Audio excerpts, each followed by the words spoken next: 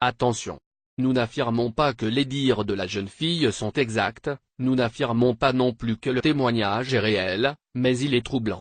Est-il vrai que Jean-Paul II se lave dans un bain de pus dans les fosses des égouts bouillants de l'enfer? C'est ce que nous allons découvrir. Angélica Elisabeth Zambrano Mora, 18 ans, originaire de l'Équateur, a écrit le livre Préparez-vous à affronter votre Dieu, Prepare to Meet Your God, note de la rédaction, et dedans elle raconte avoir été morte pendant plus de 23 heures et elle s'est retrouvée en enfer avec plusieurs célébrités dont Michael Jackson, et le pape Jean-Paul II.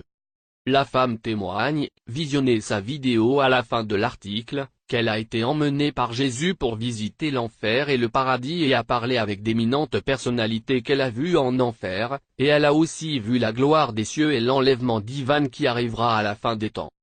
La femme déclare que le Seigneur lui a dit que plusieurs célébrités se trouvaient en enfer et lui a aussi dit qu'il lui montrerait les fosses d'égout bouillantes. Elle décrit avoir vu une femme cernée par les flammes et qui criait et implorait le pardon divin face à un créateur impassible. La femme dit que le Seigneur lui a fait un signe de la main et lui a dit tu vois une femme encerclée par les flammes, elle s'appelle Selena, la chanteuse. Puis ils se sont rapprochés d'elle et elle a commencé à crier, à hurler et à implorer le pardon de Dieu. Le Seigneur aurait regardé la femme et aurait dit qu'il était trop tard pour la sauver. Mora a ensuite dit que la femme lui a demandé de parler de l'enfer à toute l'humanité et de raconter tout ce qu'elle a vu et empêcher les autres de terminer en enfer. Elle a dit que Mora devrait absolument dire aux gens d'arrêter d'écouter ses musiques et d'acheter ses CDs. Mora a ensuite demandé à Selena pourquoi et elle lui a rétorqué qu'à chaque fois que les gens écoutent ses chansons elle est encore et encore plus tourmentée et souffre davantage.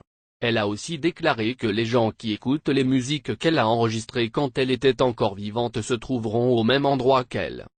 Mora a rapidement détourné du regard la dame et elle a vu de nombreux démons avec leurs pieds fourchus en train de rire et se délecter de la scène. Elle explique que les démons aiment faire tomber la pluie sur les âmes tourmentées par les flammes quelques instants. Les démons ne cessaient d'être en extase face à toutes ces personnes calcinées qui se régénéraient tandis que les flammes repartaient de plus belle. Mora a poursuivi en disant qu'il y avait du soufre et que cela contribuait à multiplier les flammes et que c'était en lien avec l'augmentation de l'angoisse du peuple et que cela faisait surgir les démons. Le Seigneur a dit à Mora que c'était le salaire des personnes qui ne s'étaient pas repenties. Elle explique ensuite avoir été amenée quelque part où il y avait un homme très connu.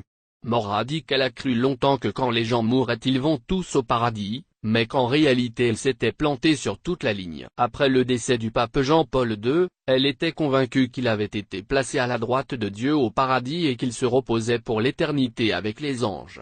Cependant, elle a rapporté l'avoir vu en enfer et il était tourmenté par ce qu'il ne s'était pas repenti.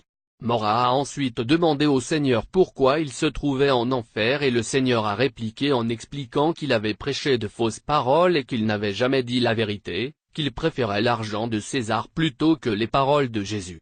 Le Seigneur a dit que le pape a refusé de croire que l'enfer était réel et qu'il découvre désormais qu'il est bel et bien réel.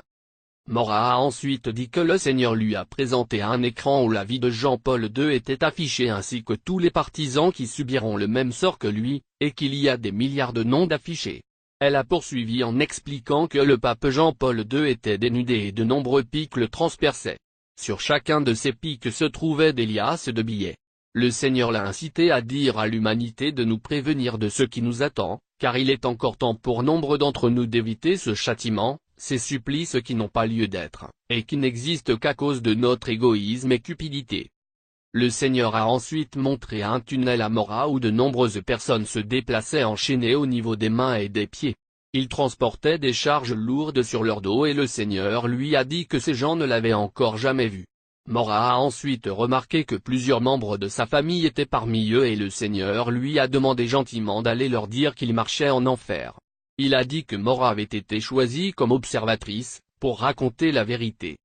Le Seigneur lui a ensuite dit que des personnalités très célèbres sont en enfer et l'une d'entre elles n'est autre qu'un sataniste avéré, cet homme porte le nom de Michael Jackson.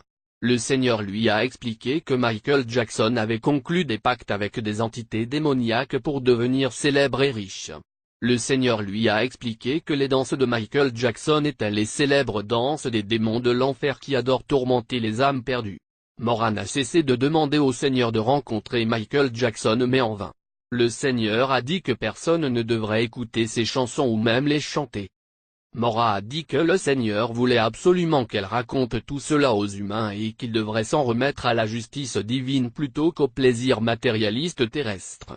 Il lui a montré le tunnel où des milliards d'âmes enchaînées marchent sans fin pour finir dans l'abysse et que les âmes chutaient à un rythme effréné. Le Seigneur a dit à Moran: voici comment l'humanité périt avant de se mettre à pleurer.